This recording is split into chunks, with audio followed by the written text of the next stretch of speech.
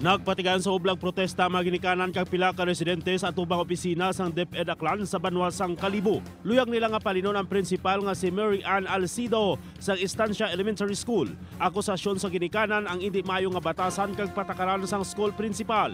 Bulan sa Agosto nagpadala sang duha ka separado nga petisyon pero tubtob subong wala pa sang desisyon. Suno kay Aklan Schools Division Superintendent Dr. Salvador Ochavo Jr. hindi siya makadesisyon pabor sa mga nagrally kay napasa na sa regional office ang petisyon batok sa school principal. Mahimo lang suno sa iya nga hulaton ang desisyon sang DepEd Regional Office. Bukas ang GMA News sa mangin pahayag sang natungdan nga school principal. Duha ka mga akusado ang ginserbihan sang warrant of arrest sang Patnungon Municipal Police Station. Ginkilala mainikan day Pastor Vicente kag Ernesto De Luciano. Nagapangatubang sang kaso nga estafa ang mga arestado. Permado nila Carlota City MCTC Judge Lourdes Ignalaga ang warrant of arrest nga ginpapanaog pa sa adtong 1997. Inikabahin sa pagpasanyog sang otoridad sa pagsikop sa mga wanted person sa ila nasakupan. Nangin madunuago ng pabukas ang Daya 2018 Philippine International Indigenous Peoples Festival sa Villarreal Stadium, Rojas City, Capiz.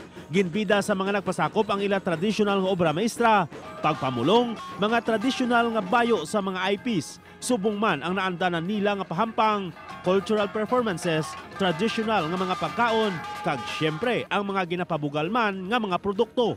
Ginaagda ni Commissioner Alfonso Tesoro ang Commission on Cultural Communities and Traditional Arts ang tanan nga magtambong kag magpakigbain sa minasahi nga kahiwatan nga ginapasakupan sang tanan nga mga IP sang pungsod kag iban pa nga kapungsuran.